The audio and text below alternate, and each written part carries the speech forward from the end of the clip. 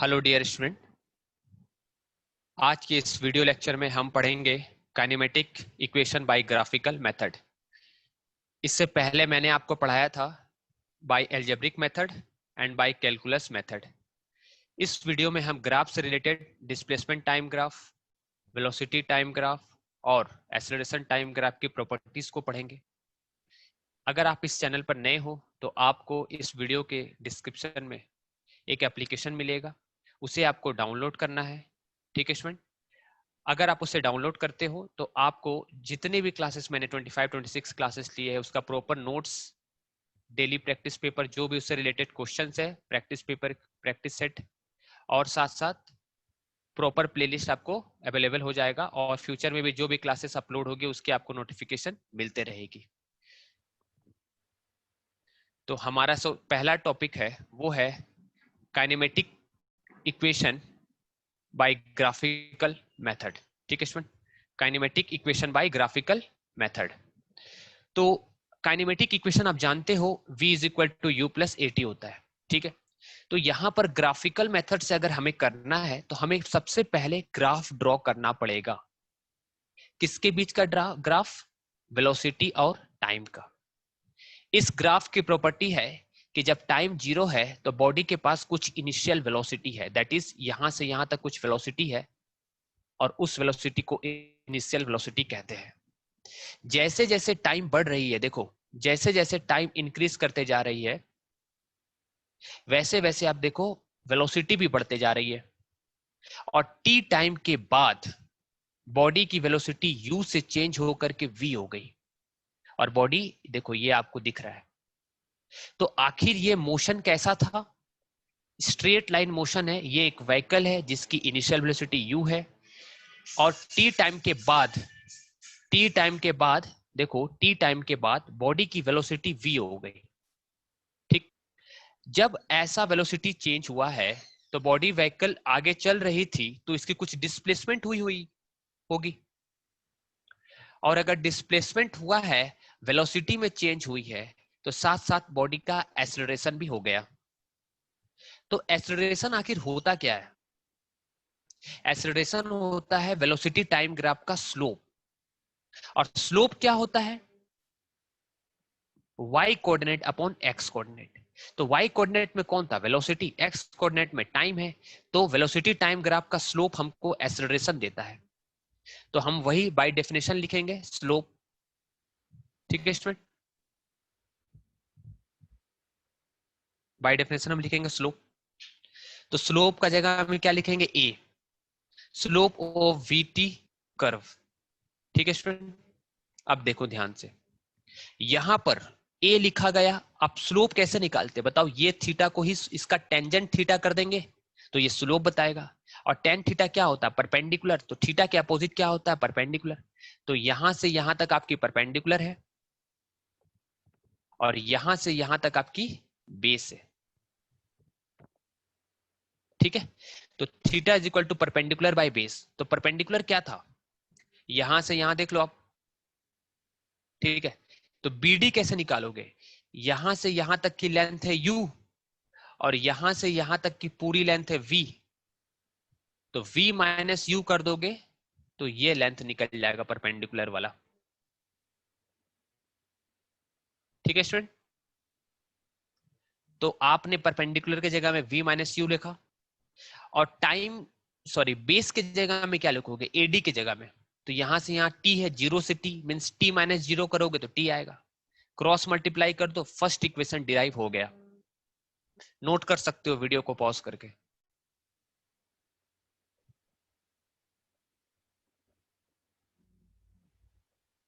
चलो, second equation हमको derive करना है तो इसके लिए हम कॉन्सेप्ट यूज करेंगे area under velocity time graph. अगर आपके पास इस साइड वेलोसिटी है, इस साइड टाइम है और इसके बीच का कुछ ग्राफ है, उसकी अगर उस ग्राफ के अंदर की एरिया निकालोगे तो वो एरिया हमको क्या देगा? एरिया का फॉर्मूला क्या पढ़े थे? Length into breadth, that is v into T. तो v का यूनिट है मीटर पर सेकेंड और इसका है सेकेंड, तो सेकेंड सेकेंड के आंसर मीटर। तो बिल्कुल ये बात याद रखना आप कि area under velocity time graph हमको देता है डिस्प्लेसमेंट। क्या देगा? डिस्प्लेसमेंट। तो ये क्या मिलेगा? डिस्प्लेसमेंट।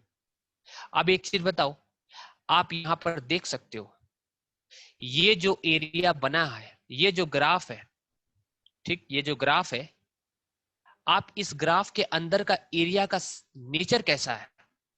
ये जो ग्राफ बना है ए ओ ए बी ई ओ, इसका नेचर कैसा है? ये एक ट्रायंगल है और एक रेक्टेंगल का सम है। या तो आप इसे ट्रेपेजियम भी कंसिडर कर सकते हो। कौन सा ट्रेपेजियम है? ओ ए बी ई। इस ट्रेपेजियम की दो पैरेलल साइड है। कौन सी पैरेलल साइड है? ओ ए और बी टी, बीई सॉरी।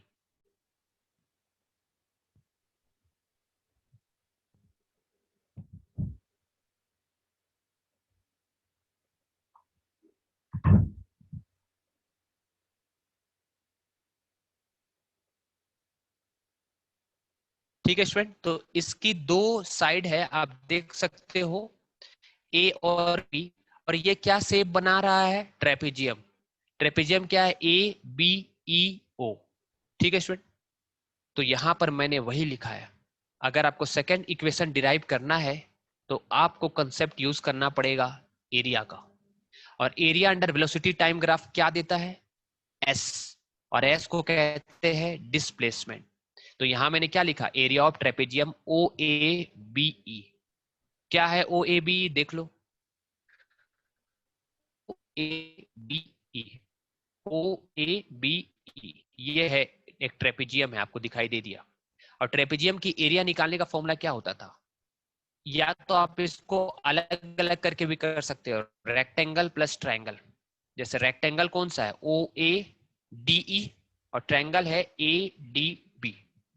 तो एरिया वन, एरिया टू, एक रेक्टेंगल आपको दिखाई दे रहा है और एक ट्रायंगल है, दोनों की एरिया को सम कर देंगे, डिस्प्लेसमेंट मिल जाएगा। ठीक है स्टूडेंट, तो यहां पर वही किया गया, पहले लिया गया रेक्टेंगल, फिर लिया गया ट्रायंगल। तो रेक्टेंगल का एरिया लेंथ इंटू ब्रेथ होता है, और एरिया का ट्रायंगल होता है half into base into height. ठीक, तो आप बताओ, यहां पर देखो, ग्राफ को देखो और समझो। ये रेक्टेंगल है तो इसका एरिया क्या होगा? ओ ई। और ओ से ई की डिस्टेंस क्या है? टी। सिर्फ और सिर्फ क्या है? टी है। यहां ये टाइम एक्सिस है, तो ओ से टी की डिस्टेंस है टी। और ओ और ई से लेकर के ओ से ई तक की डिस्टेंस जो है वो है, यहां से यहां तक की डिस्टेंस कितनी है? टी है, लेंथ हो गया। और ब्रेथ क्या है इस रेक्टेंगल का? डीई। और डीई क्या है? यहां से यहां तक की लेंथ, दैट इज यू। तो यू इंटू टी कर देना, तो आपको एरिया अंडर रेक्टेंगल मिल गया। अब आपको इसका एरिया निकालना है ट्रायंगल का, तो इसका फॉर्मूला होता है half into base into height. तो बेस क्या है? ए से लेकर के डी तक, और ये बेस की जगह में आप क्या लिखोगे? टी। और हाइट क्या लिखोगे? यहां से यहां हाइट स्टार्टिंग में बताए थे, ये हाइट है v माइनस यू। तो ये दोनों वैल्यू को पुट कर देंगे। ठीक है, तो v माइनस यू आएगा। और आपको पहले इक्वेशन में देखो, v minus u is equal to 80 था, तो v माइनस यू के जगह में आप क्या लिख सकते हो? 80। इसलिए यहां पर 80 लिखा गया है। आई रिपीट, यहां पर आता v माइनस यू, लेकिन 80 क्यों लिखा है? क्योंकि फर्स्ट इक्वेशन से आप देख सकते हो v माइनस यू की वैल्यू क्या थी? 80 के बराबर थी, तो ये 80 आ गया। अब आप देख सकते हो, इसको चेक कर सकते हो, ये इक्वेशन क्या बना? s is equal to u t plus half a t square. First equation का डेरिवेशन हो गया, सेकेंड का भी हो गया। अब चलते हैं थर्ड की ओर। थर्ड इक्वेशन के लिए हमको कॉन्सेप्ट यूज करना वही एरिया वाला, लेकिन सेकेंड इक्वेशन में आपने जो एरिया लिया था वो दो पार्ट में लिया था, एरिया वन, एरिया टू। एक को रेक्टेंगल माना, एक को ट्रायंगल माना, दोनों के एरिया को निकाल करके सम कर दिया। लेकिन अगर आपको थर्ड इक्वेशन डिराइव करना है तो ये दोनों अलग अलग एरिया नहीं लेना होगा, आपको एक ही एरिया लेना पड़ेगा। और वो एरिया किसका लेना होगा? ट्रेपेजियम का। और वो ट्रेपेजियम है कौन? ओ ए BEO। ठीक है स्टूडेंट। और एरिया ऑफ ट्रेपेजियम आपने 10th क्लास में पढ़ा था, half into sum of parallel side into distance between parallel side. तो इस ट्रेपेजियम में क्या आपको दिखाई दे रहा है पैरेलल साइड? इस ट्रेपेजियम में क्या आपको पैरेलल साइड दिखाई दे रहा है? ये वाली साइड पैरेलल है, AO और BE ये दोनों पैरेलल साइड है। तो half into sum of parallel side, तो यहां से यहां U है और यहां से टोटल डिस्टेंस देखो, ये और ये, इसकी टोटल डिस्टेंस कितनी है? 0 से लेकर के V तक, यानी V है। मीन्स आपको क्या मिला? Half U plus V into distance between them. और distance between them parallel side क्या है? यहां से यहां तक डिस्टेंस है T। तो आप यहां क्या लिखोगे? बस वही कॉन्सेप्ट को यूज किया है, area of trapezium, half into sum of parallel side into T। और T क्या होता है? फर्स्ट इक्वेशन से A is equal to V माइनस U अपॉन T। तो T क्या होगा? V माइनस U अपॉन A। इस वैल्यू को T की जगह में पुट कर देना यहां पर। तो क्या हो गया? Half A plus B, A minus B। तो क्या निकला? ये क्या हो जाएगा? 2A है, ये ऊपर जाएगा तो क्या हो जाएगा? 2AS। और इस साइड आएगा A plus B, A minus B का फॉर्मूला होता है A square minus B square. Third equation derive हो गया। क्या ट्रिक था? एक बार रिवाइज करा रहा हूं। पहला इक्वेशन निकालना है तो स्लोप लेना, दूसरा इक्वेशन निकालना है तो एरिया 1 प्लस एरिया 2 निकालना, रेक्टेंगल और ट्रायंगल का एरिया को सम कर देना। और तीसरा अगर आपको डेरिवेशन करना है, थर्ड इक्वेशन निकालना है ग्राफ के मेथड से, वेलोसिटी टाइम ग्राफ के मेथड से, ग्राफ के मेथड से, तो आपको एरिया ऑफ ट्रेपेजियम कंसीडर करना है, that is half into sum of parallel side into distance between this, and distance is T, and in place of T you can write V माइनस U upon A। तो ये आपका derivation हो गया, लिख सकते हो चाहो तो। चलो अब कुछ अच्छे चीज पढ़ेंगे। यहां पर देखो, अब देख सकते हो ग्राफ दिया गया है, किसके बीच का ग्राफ है? S मतलब डिस्प्लेसमेंट और टाइम के बीच का ग्राफ है। ग्राफ का नेचर कुछ इस तरह का है, ग्राफ का नेचर कैसा है? कुछ इस तरह का। तो अगर आप टेंजेंट ड्रॉ करोगे दो पॉइंट पे, ये पॉइंट A और ये पॉइंट B, टेंजेंट मतलब एक पॉइंट को टच करते हुए कर्व को लाइन बनाएंगे। तो आप देखो यहां पर दो एंगल बन रहा है, इसको θ1 कहेंगे, इसको θ2 कहेंगे। तो आप देखो किसमें एंगल बढ़ गया? θ2 का एंगल थोड़ा सा ज्यादा है। और स्लोप क्या बताता है इसका? अगर tan थीटा कर देंगे, tan theta is equal to perpendicular by base, तो परपेंडिकुलर में चेंज इन डिस्प्लेसमेंट आएगा, या अगर xt रहता, पोजीशन टाइम ग्राफ रहता, तो change in position upon change in time आता। ये टर्म हमको क्या देता है? ये हमको देता है वेलोसिटी। तो आप याद रखना बिल्कुल, स्लोप इंक्रीज कर रहा है, θ1 से 2 में थीटा इंक्रीज किया तो वेलोसिटी भी इंक्रीज करेगा। या इसका शॉर्टकट ट्रिक है अपवर्ड। जब भी कर्व आपको ऊपर की तरफ अपवर्ड दिखाई दे, मतलब स्टीपर हो जाए, खड़ा हो जाए, इस तरह से स्टीपर हो जाए, तो आप समझ जाना उस समय थीटा जो है यानी स्लोप इंक्रीज कर रहा है।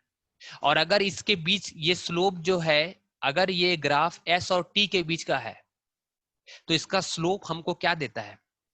मतलब y coordinate upon x coordinate को ही हम स्लोप कहते हैं। बुद्धि को स्थिर रखो एकदम, एक बार पढ़ो और पूरा याद हो जाना चाहिए, प्रिंट हो जाना चाहिए। ठीक है, हमारी माइंड पावर ऐसी होनी चाहिए, एक बार पढ़ो और सब कुछ प्रिंट हो जाना चाहिए, स्थिर एकाग्र होकर एकदम। ठीक है, दो पॉइंट लिया था, A पॉइंट और B पॉइंट। A पॉइंट में थीटा है, दूसरी पॉइंट पे θ2 है। ठीक है स्टूडेंट, थीटा इंक्रीज किया मतलब स्लोप इंक्रीज किया। किसके बीच का ग्राफ है? T। इसका स्लोप हमको देता है वेलोसिटी। जरूरी नहीं है हमेशा वेलोसिटी आए, लेकिन अगर डिस्प्लेसमेंट और टाइम रहे थोड़ा सा इंटरनेट प्रॉब्लम है, 1 मिनट।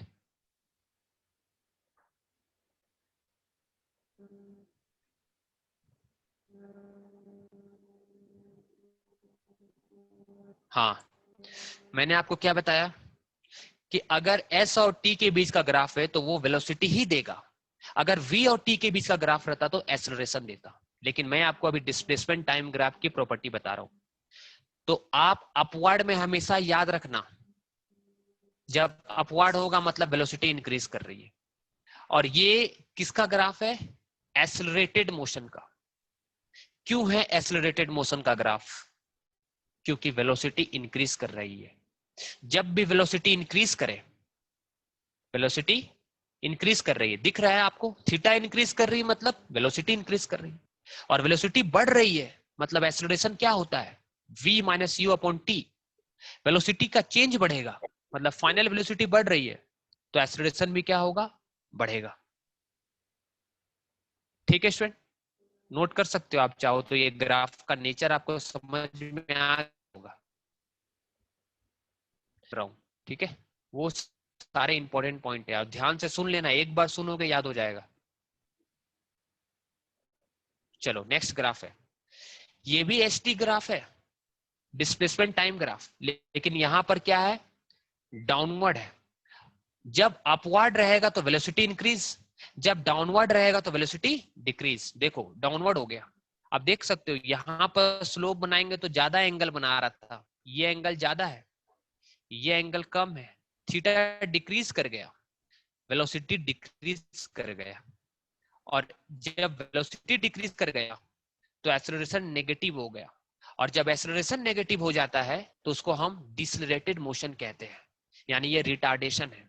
तो ग्राफ अगर डाउनवर्ड रहे तो याद रखना, अगर ग्राफ आपका डाउनवर्ड रहे मतलब ये रिटार्डेशन है। हम कौन से ग्राफ के बारे में आपको बता रहे हैं? ये है डिस्प्लेसमेंट टाइम ग्राफ। लिखना, वीडियो को पॉज करके, लिखने से याद होता है। ठीक है, 20 बार पढ़ने से अच्छा एक बार लिख लिया करो, तो आपको हर चीज याद हो जाएगी। ये आप डिस्क्रिप्शन में, प्लेलिस्ट में आपको सब कुछ अवेलेबल हो जाएगा। चलो नेक्स्ट ग्राफ है, ये एसटी ग्राफ है, 3 एसटी ग्राफ है। ऐसी ग्राफ कभी पॉसिबल नहीं हो सकती। क्यों नहीं हो सकती? क्योंकि देखो टाइम कभी रुकता नहीं है। ये ग्राफ का मतलब क्या है? ये ग्राफ कैसे बना है? पॉइंट से बना है, मतलब एस और टी के बीच में पॉइंट प्लॉट किए होंगे तो ग्राफ ऐसा बना होगा, सभी को जोड़ दिए तो ऐसा ग्राफ बना है। ठीक है स्टूडेंट, सारे पॉइंट को जोड़ देने से ऐसा ग्राफ बना है। ऐसा ग्राफ कभी पॉसिबल नहीं हो सकता ये तीनों। क्यों? क्योंकि पहले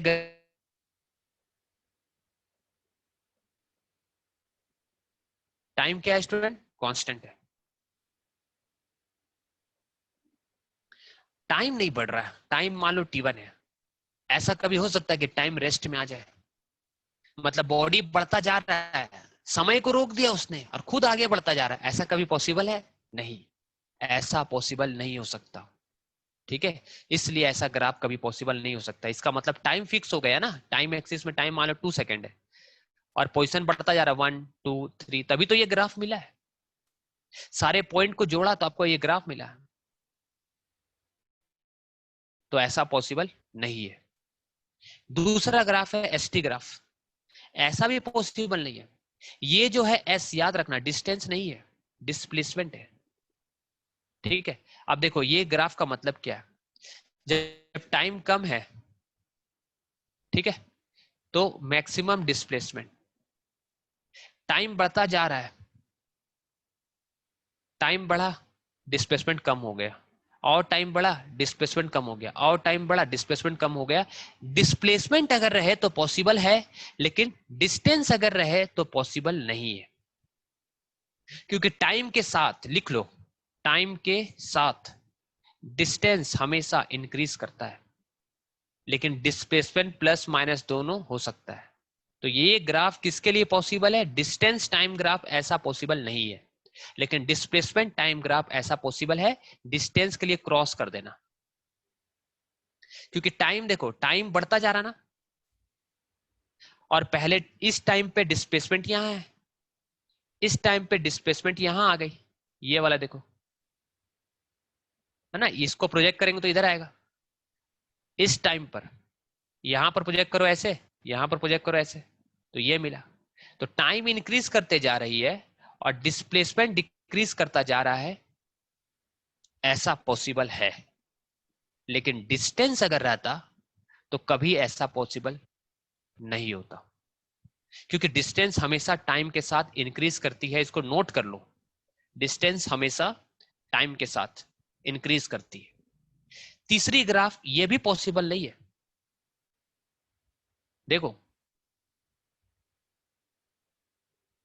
ये भी कभी पॉसिबल नहीं है। एक टाइम पे दो डिस्टेंस हो सकता है कि हाँ, मैंने एस टी मतलब डिस्टेंस टाइम ग्राफ पहले ही मेंशन कर दिया है।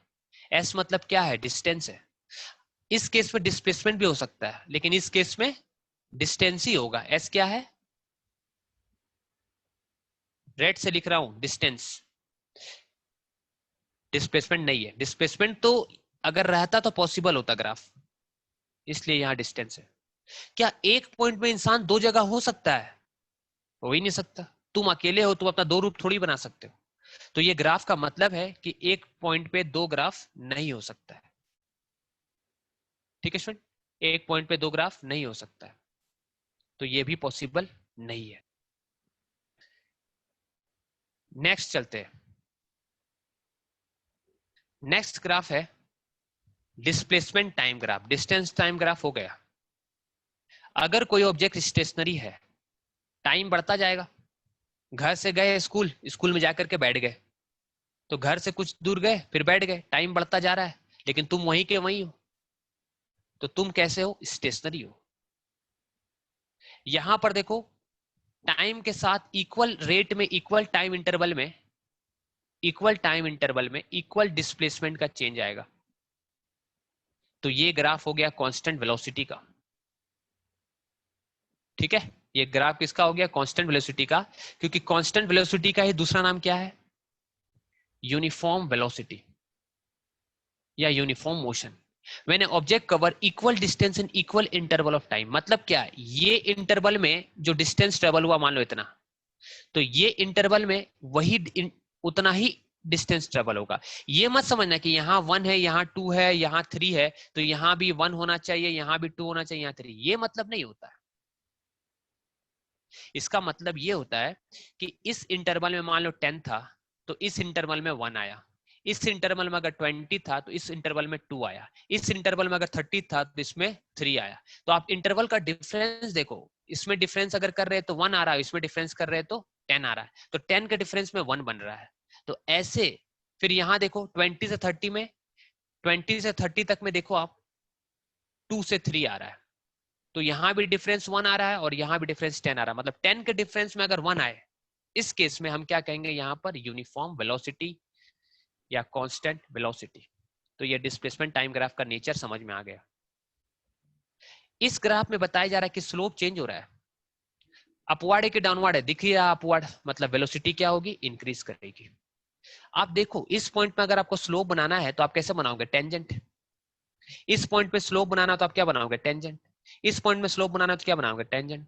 तो जहां भी पहले थीटा किसके रिस्पेक्ट में देखते थे, एक्स एक्सिस के रिस्पेक्ट में। जब थीटा ऐसी है, जब थीटा ऐसी है और जब थीटा ऐसी है, तो तीनों में एंगल बढ़ गया, मतलब स्लोप बढ़ गया। Slope increasing, velocity increasing, acceleration positive. और स्लोप इसमें क्या हो रहा है, चेंजिंग। इसमें स्लोप क्या है, 0 है, और इसमें स्लोप क्या है, कांस्टेंट है। यहां भी अगर स्ट्रेट ड्रॉ करोगे तो भी कांस्टेंट आएगा, यहां भी ड्रॉ करोगे तो कांस्टेंट आएगा। समझ में आया, इक्वल इंटरवल वाला कॉन्सेप्ट भी समझ में आ गया। सिंगल स्लोप है। सिंगल स्लोप क्यों बोल रहा हूं, क्योंकि सिंगल स्लोप का मतलब क्या होता है, एक ही स्लोप है, मतलब वेलोसिटी कांस्टेंट है। और ऐसा कब पॉसिबल है, जब स्ट्रेट लाइन हो। क्या तुमको स्ट्रेट लाइन नहीं दिखाई दे रहा है, ये दे रहा है ना, तो ये स्ट्रेट लाइन है, तो single slope. Displacement time graph भी हो गया। अब ये ग्राफ भी डिस्प्लेसमेंट टाइम ग्राफ का, ये दो ग्राफ, एस टी और एस टी। इस ग्राफ का मतलब क्या और इस ग्राफ का मतलब समझा रहे। यहां तुम देख सकते हो डाउनवर्ड है स्लोप, तो वेलोसिटी डिक्रीजिंग। आप या स्लोप बना करके भी चेक कर सकते हो। देखो यहां तो कैसा बनेगा, ये ऐसा, यहां पर एंगल बनाओगे तो कैसा बनेगा, ये ऐसा, यहां पर एंगल बनाओगे तो कैसा बनाएगा, ये ऐसा। तो लेटता जा रहा है, मतलब पहले ऐसा था, आगे जाकर के और थोड़ा सा लेट गया ऐसे, आगे जाकर के और लेट गया ऐसे। तो ये थीटा डिक्रीज करता जा रहा है।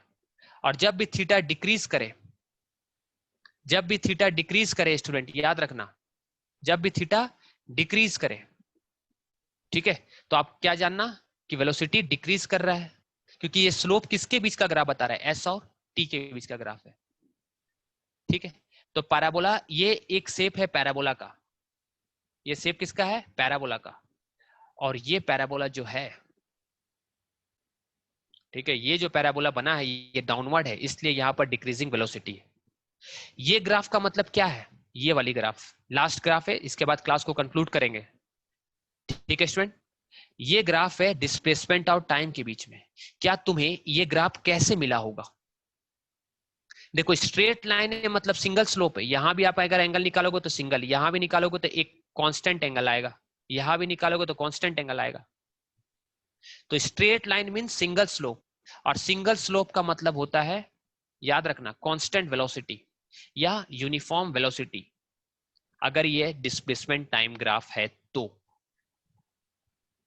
अगर ये डिस्प्लेसमेंट टाइम ग्राफ है और ग्राफ अगर स्ट्रेट लाइन है, तो डिस्प्लेसमेंट टाइम ग्राफ से बनता है वेलोसिटी, और स्ट्रेट लाइन अगर है तो याद रखना, क्योंकि इससे बनता वेलोसिटी, तो वेलोसिटी क्या हो गया, कांस्टेंट, दैट इज यूनिफॉर्म भी कह सकते हो। और यहां एंगल देखो ग्रेटर देन 90 है, जब एक्यूट होता था तो वेलोसिटी क्या बताया था, पॉजिटिव, जब ऑब्ट्यूस होगा तो वेलोसिटी क्या होगा, नेगेटिव। समझ में आ गया होगा। और इसको क्या समझ सकते हो, लास्ट टॉपिक थोड़ा सा बता दे रहा हूं, जब टाइम जीरो है तो velocity maximum, sorry displacement maximum, जब टाइम इंक्रीज करता जा रहा है तो वेलोसिटी डिक्रीज करता जा रहा है, जब टाइम इंक्रीज करता जा रहा है तो देखो डिस्प्लेसमेंट यहां आ गया, जब और टाइम इंक्रीज किया तो डिस्प्लेसमेंट यहां आया, जब टाइम जीरो था तो यहां था, जब टाइम बढ़ा तो यहां आया, मतलब ये पॉइंट है। ठीक है, तो ये आप देख करके समझ सकते हो स्टूडेंट कि यहां पर आप ये समझ गए कि यहां पर ये ग्राफ क्या बता रहा है, ये ग्राफ हमें बता रहा है कि वेलोसिटी डिक्रीज कर रही है टाइम के साथ, क्योंकि यहां पर ऑब्ट्यूस एंगल है, 90 डिग्री है, टाइम बढ़ते जा रही है, डिस्प्लेसमेंट घटता जा रहा है। ठीक है स्टूडेंट, इसलिए body move to original position, या तुम ऐसे भी समझ सकते हो बॉडी ओरिजिनल पोजीशन पे पहुंच गया है। बॉडी कहां था, 1 मिनट लगेगा स्टूडेंट, फिर कंक्लूड कर देंगे क्लास को।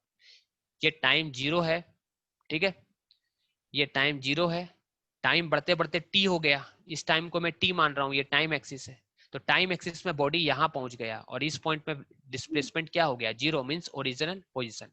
ठीक है स्टूडेंट, आज के क्लास में इतना ही, क्लास को कंक्लूड करते हैं, नेक्स्ट क्लास हम फिर करेंगे। Thank you.